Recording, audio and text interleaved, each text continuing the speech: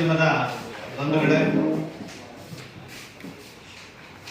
ಕರ್ನಾಟಕ ದಲಿತ ಸಂಘರ್ಷ ಸಮಿತಿ ಮತ್ತು ರಿಪಬ್ಲಿಕನ್ ಪಾರ್ಟಿ ಆಫ್ ಇಂಡಿಯಾ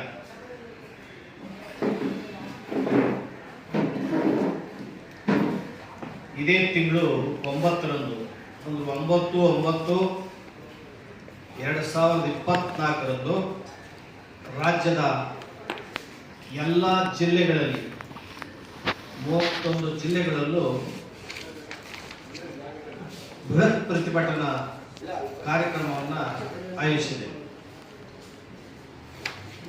ಆಯಾ ಜಿಲ್ಲಾಧಿಕಾರಿಗಳಿಗೆ ಮನವಿಯನ್ನು ಕೊಡೋದ್ರ ಮೂಲಕ ಜಿಲ್ಲಾಧಿಕಾರಿಗಳ ಕಚೇರಿಗೆ ಪ್ರತಿಭಟನಾ ಬೃಹತ್ ಪ್ರದರ್ಶನವನ್ನು ಮಾಡೋದ್ರ ಮೂಲಕ ಸರ್ಕಾರಕ್ಕೆ ಮತ್ತು ಮುಖ್ಯಮಂತ್ರಿ ಸಿದ್ದರಾಮಯ್ಯನವರಿಗೆ ಮನವಿಯನ್ನು ರವಾನಿಸುವಂತಹ ಕಾರ್ಯಕ್ರಮ 9ನೇ ತಾರೀಕು ನಡೀತಾ ಇದೆ.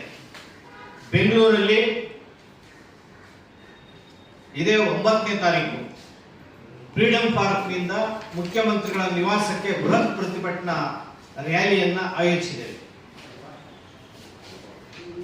ಸುಪ್ರೀಂ ಕೋರ್ಟ್ನ 7 ಜನ ನ್ಯಾಯಾಧೀಶರ ಪೀಠ, ಸಂವಿಧಾನ ಪೀಠ ತೀರ್ಪನ್ನು ಪ್ರಕಟಿಸಿದೆ.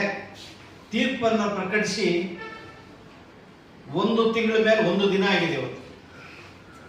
1/8/2024 7 ಜನರ ನ್ಯಾಯಾಧೀಶರ ಪೀಠ ಐತಿಹಾಸಿಕ ತೀರ್ಪನ್ನು ಪ್ರಕಟಿಸಿ ಪರಿಶಿಷ್ಟ ಜಾತಿಗಳಲ್ಲಿ ಒಳ ಮೀಸಲಾತಿ ಕಲ್ಪಿಸಲಿಕ್ಕೆ ರಾಜ್ಯ ಸರ್ಕಾರಕ್ಕೆ ಸಂವಿಧಾನಬದ್ಧ ಅಧಿಕಾರ ಇದೆ ಅಂತ ಹೇಳಿ ಸುಪ್ರೀಂ ಕೋರ್ಟ್ ತೀರ್ಪನ್ನು ಕೊಟ್ಟಿದೆ.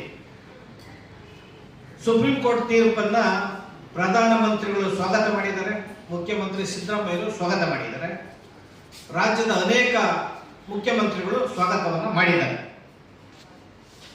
ಈಗಾಗಲೇ ಆಂಧ್ರದಲ್ಲಿ ಪ್ರಕ್ರಿಯೆ ಪ್ರಾರಂಭ ಆಗಿದೆ. ತೆಲಂಗಾಣದಲ್ಲಿ ಕ್ಯಾಬಿನೆಟ್ಗೆ ತೀರ್ಮಾನ ಮಾಡಿದ್ದಾರೆ. ಹರಿಯಾಣದಲ್ಲಿ ಕ್ಯಾಬಿನೆಟ್ಗಿಟ್ಟು ತೀರ್ಮಾನವನ್ನು ಮಾಡಿ ಪರಿಶಿಷ್ಟ ಜಾತಿಗಳ ಅಲ್ಲಿ ಒಳ ಮೀಸಲಾತಿಯನ್ನು ಕಲ್ಪಿಸೋಕ್ಕೆ ಅವರು ಮುಂದಾಗಿದ್ದಾರೆ. ಆದರೆ ರಾಜ್ಯ ಸರ್ಕಾರ, ಸಿದ್ದರಾಮಯ್ಯನವರ ಸರ್ಕಾರ ಅದೇ ತನ್ನ ದಿವ್ಯ ನಿರ್ಲಕ್ಷ್ಯತೆಯನ್ನು ಮುಂದುವರಿಸಿದೆ. ದಿವ್ಯ ಮೌನವನ್ನು ನಿರ್ಲಕ್ಷ್ಯತೆಯನ್ನು ಮಾಡಿದೆ. ಏನು ಸ್ವಾಗತ ಮಾಡೋದು ಬಿಟ್ಟರೆ ಬೇರೆ ಯಾವುದೇ ಮುಂದುವರೆದ ತೀರ್ಮಾನವನ್ನು ರಾಜ್ಯ ಸರ್ಕಾರ ಮಾಡಿಲ್ಲ.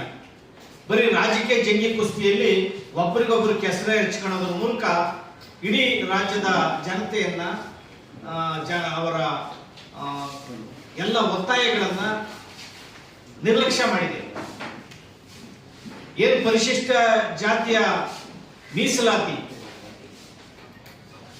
ಸಂವಿಧಾನ ಜಾರಿಯಾದ ನಂತರ 1950ರಿಂದ ಕೊಡಮಾಡಿದ ಸಂವಿಧಾನಬದ್ಧವಾಗಿ ಕೊಡಮಾಡಿದಂತಹ ಮೀಸಲಾತಿ ಏನಿದೆ, ಆ ಮೀಸಲಾತಿ ಪರಿಶಿಷ್ಟ ಜಾತಿಯಲ್ಲಿರ್ತಕ್ಕಂಥ 101 ಜಾತಿನಲ್ಲಿ ಸಮಾನವಾಗಿ ಹಂಚಿಕೆ ಆಗಲಿಲ್ಲ ಅಂತ ಹೇಳಿ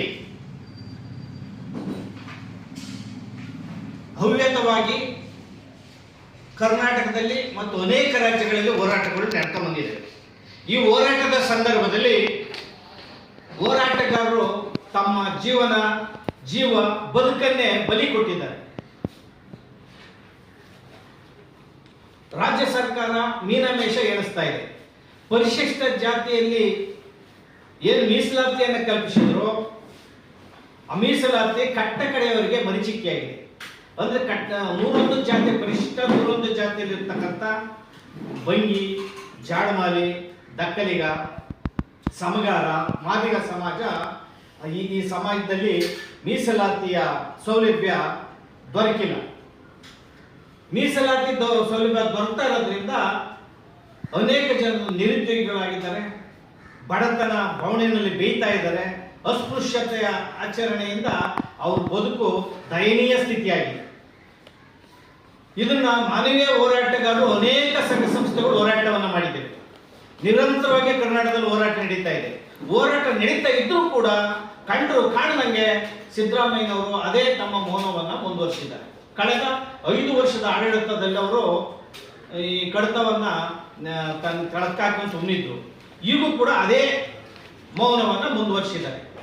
ಪರಿಶಿಷ್ಟ ಜಾತಿಯ ಬಗ್ಗೆ ಕಳಕಳಿ ವ್ಯಕ್ತಪಡಿಸುವಂತಹ ಕಾಂಗ್ರೆಸ್ ಸರ್ಕಾರ ಏನಿದೆ, ಇದು ಬರೀ ಮೊಸಳೆ ಕಣ್ಣೀರು, ಓಟಿನ ಬ್ಯಾಂಕ್ ಅನ್ನಾಗಿ ಬಳಸ್ಕೊಂಡಿದೆ, ಮತ್ತೆ ಓಟಿನ ರಾಜಕಾರಣವನ್ನ ಮಾಡ್ತಾ ಇದೆ. ಪರಿಶಿಷ್ಟ ಜಾತಿಯವರ ಅಭಿವೃದ್ಧಿಗೆ ಯಾವುದೇ ನಿಜವಾದಂತಹ ಕಳಕಳಿಯನ್ನ ವ್ಯಕ್ತಪಡಿಸ್ತಾ ಇಲ್ಲ.